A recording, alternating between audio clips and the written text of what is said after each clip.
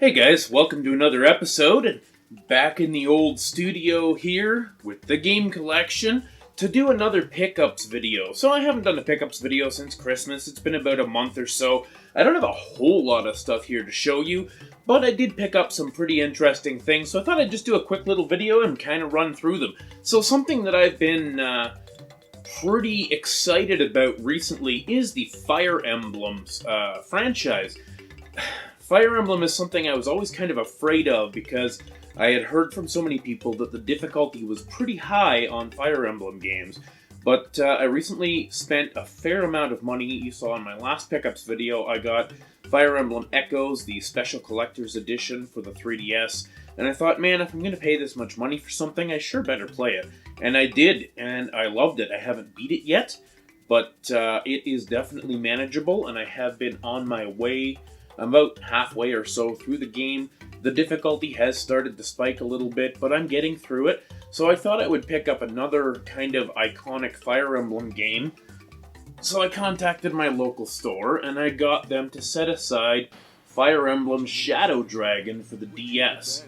This is another one of the more well-thought-of games, and it is fairly expensive. I did have to pay a pretty penny for this, I'll tell you.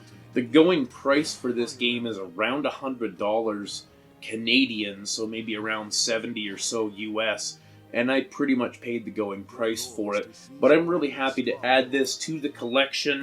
As you can see, it's complete, and not only does it have the English manual, but it also has a French language manual because we're here in Canada, as well as like a safety instruction booklet here. Everything looks to be in really nice shape. It's super clean. So I'm super glad to add this to my collection, and this is something that I actually will be playing pretty soon. So the next game I have here that I picked up is, also another quest that I've been on is to get a complete set of all of the level 5 games that were released in North America.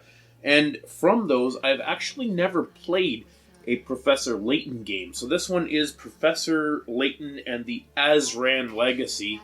I did have to pay, again, a fairly pretty penny. These COVID prices, the pandemic's been driving prices up like crazy on systems like the DS, the 3DS, and the Switch.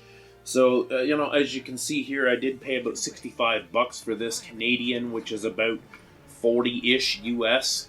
And, I have yet to play this, but I absolutely love everything else that I have played from level 5. And, I love the art style. So this is something that'll be going in the 3DS here pretty shortly. I have been working on Fantasy Life, which is another level 5 game. And that's one of those games that just goes forever. It's almost like Animal Crossing or something where you almost can't beat the game, because even if you beat the main story as one character, there are 12 different life paths that you can take in Fantasy Life. So you you can really play the game 12 times and kind of have a little bit of a different experience each time, because you're maybe a soldier or a woodcutter or a miner or a wizard. I mean, there's so many different ways to play the game and approach the story. So it's going to take me a while before I get through Fantasy Life, but this will be the next kind of story-based game that I jump into here. So one other thing that I picked up that was kind of a funny story. When I moved back home here from Edmonton, I must have left a box behind. I'm completely missing my Gamecube, and it had a Game Boy player attachment and a couple of other nice accessories. The whole box is missing. I mean, I guess that's the type of thing that happens when you move. There's always going to be something missing or broken. But anyway, I was in at my local pawn shop, and I found a Platinum Gamecube with a couple of memory cards, a controller, for a really great price. I paid $30 Canadian for this, which for those of you in the States is, maybe $20. So I've hooked it up, I've tested it out, and it works fantastic. All the ports work. The memory cards actually had some pretty cool games on them that I'm going to check out. This is the model with the original model with the analog and the digital out, which is nice for upgrading to HDMI outputs and things like that at a later time. Right now I have this and a bunch of other consoles hooked up to a CRT TV. I've got my, just over here, I've got my PS2, my Sega Genesis, my Dreamcast, my original Xbox, a Wii and now this GameCube all hooked up here in the game room. So I'm really looking forward to playing some of my GameCube titles on this GameCube now instead of playing them on the Wii, although sometimes things look a little bit nicer playing them through the Wii, but I always worry about that disc loader situation. Putting the GameCube games into the Wii just feels unnatural.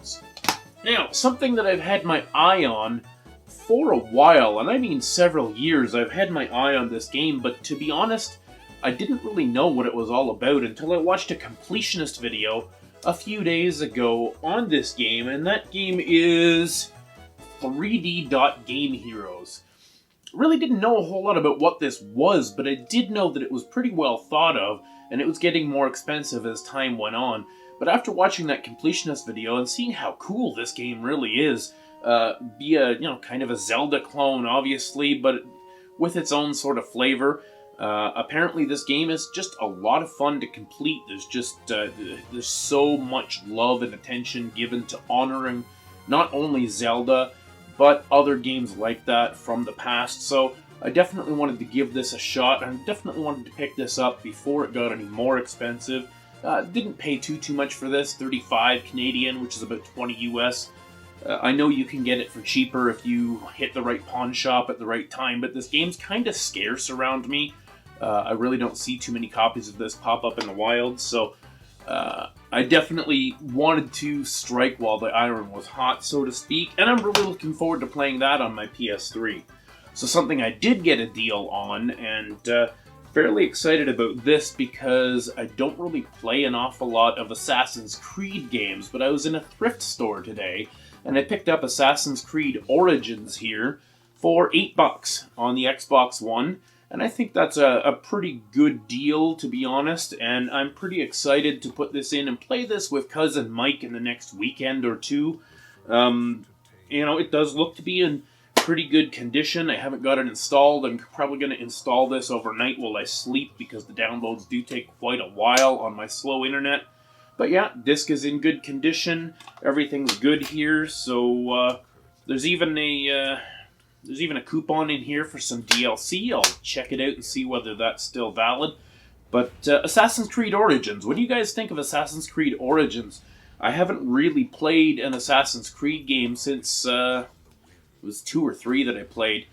But I heard good things about this, so let me know what you think down in the comments. And the last thing that I have here to pick up, now this is something else too that I've had my eye on since Christmas, and it's not really a game, it's kind of something silly, but I'm going to unbox it here right now and just show you. Around Christmas time, I went into my local game store, and they had this for the Christmas shoppers, and this is a giant Crash Bandicoot statue. But what's really cool about this is he's actually like a device holder. You could put your Nintendo Switch on here, or you could put an iPad on here, and he's got some wiring inside, like a USB jack, so that you can actually charge your device while he holds it. So let's just crack it open to have a look at what's on the inside. But I think my friend Crash is going to be in the background of several of my videos going forward. I just couldn't pass this up. It was about $45-50, but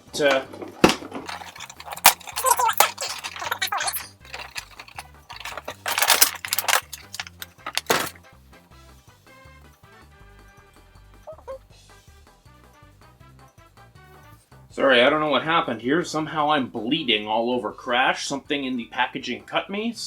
But anyway, this is him. He's a pretty good size here. You put your Switch right in here, and I really think I'm gonna take. This is well made. This is nice.